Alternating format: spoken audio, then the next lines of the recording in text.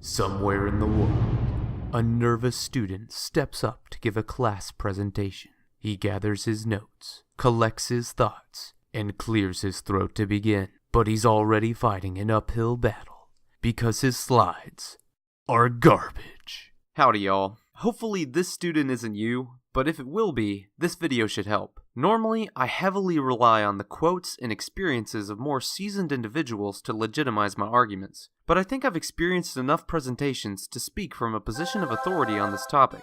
My teachers have certainly beaten me over the head enough times for me to know what not to do, and a lot of successful people claim that you learn the most from failure. So trust me, I can help you out. Now if you want really good slides, you'll have to put some time and research into them. So if you're pressed for time, just watch the first part of this video for tips anyone can take advantage of to create an adequate presentation. Pictures are worth 1,000 words. This phrase is worth its weight in gold. So the most important advice I can give you is to include relevant pictures. Here's 4 different slides about the same material, the Lapierre study, to illustrate my point. If you include a wall of text, your audience will spend the whole time reading the slides instead of listening to you. You'll be tempted to simply read your slide, which is bad for a number of reasons.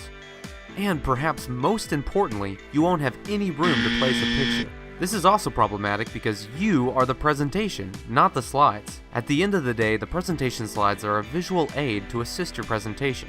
Don't let the slides become the entire presentation. If you place bullet points without a picture, this is better than a wall of text, but after your audience reads your bullet points, they're going to stare at you. And just keep staring. Trust me on this one. Now some can still thrive in this scenario, but for most people, especially nervous students giving their first presentation, this is awkward and terrifying. The next example is to use pictures with bullet points. This is better than the previous options, but it's problematic because the text will usually interfere with the picture, or the picture will become a small sideshow on your slide. One way you can work around this is by washing out or fading your picture and placing it in the background.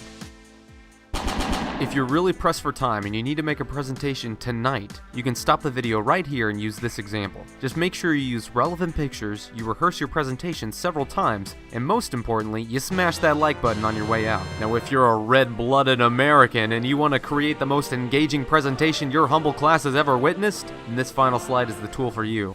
The final slide is just a picture. This picture can also be a graph, timeline, or a map, but it doesn't matter as long as it complements your speech. You can include a header for this picture, but if the header interferes with the picture, just cut out all the text and make sure you clearly describe what this slide represents. Some folks may not like the fourth example as much as the third, but I think the fourth one is the best because of minimalism. When I say minimalism, I mean less is more, and I think there's some science that makes this the right approach, and more than just a personal preference. Now the rest of this video is built on the premise that you want your audience to understand what you're presenting. There is a time and place for not including minimalism, especially if you want to overwhelm your audience or discredit someone else's solution, but I think the most common presentations are informational, and minimalism is great for this. Have you ever struggled to hear what your friend is saying because of distracting noises in the background? Chart junk has the same effect on your eyes when you're trying to understand a slide. Chart junk hurts your concentration because of cognitive load, the total mental effort required to learn something. Now, some topics are naturally more difficult to understand than others, but you can make this burden easier on your class by presenting your material in a simple, streamlined way to minimize extraneous cognitive load. Duarte's 5 rules for data slides also advocate for minimalism, specifically with these 3 points here. If you plan on using any charts in your slides, this information will help you. For getting to the point, you only want to show what is absolutely necessary to prove your point. This may require you to remove other things from your slide, but this is essential for good data slides. I should probably mention that it's important to only focus on one topic per slide. Highlight what's important. This literally means highlighting what's important. This rule is the reason bullet points are better than a wall of text. One way to highlight what's important is by using pre-attentive attributes. Orientation, line width, line length, size, hue, intensity, shape, and position. Pre-attentive attributes are one reason you should keep the font the same in all your slides. It's distracting if you don't. Going back to our last example, bullet points are better than a wall of text because at a minimum, they take advantage of orientation and position. They can also take advantage of hue or intensity. Finally, keep it simple.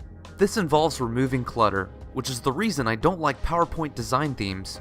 These themes might make the slides look more complete, but they don't actually increase the audience's understanding of the material you're trying to present. Another way to make slides simpler is by using Gestalt Principles of visual perception. These are principles that explain how people interact and create order at a visual stimuli. Some Gestalt principles include proximity. We perceive elements close together as part of a group. Similarity. We see objects of similar orientation, color, size, or shape as belonging to the same group. Enclosure. We perceive elements enclosed together as part of a group. Closure. We like things to be simple and to fit into the constructs that are already in our heads. Continuity. If you take two objects and pull them apart, we'd expect to see two separate objects like this, and not like this. And connection. We tend to think of objects that are physically connected as part of a group. One thing important to note is that connection is stronger than similarity, and enclosure is stronger than connection. How you present information makes a huge difference and has the potential to save lives. If NASA engineers had briefed their concerns like this,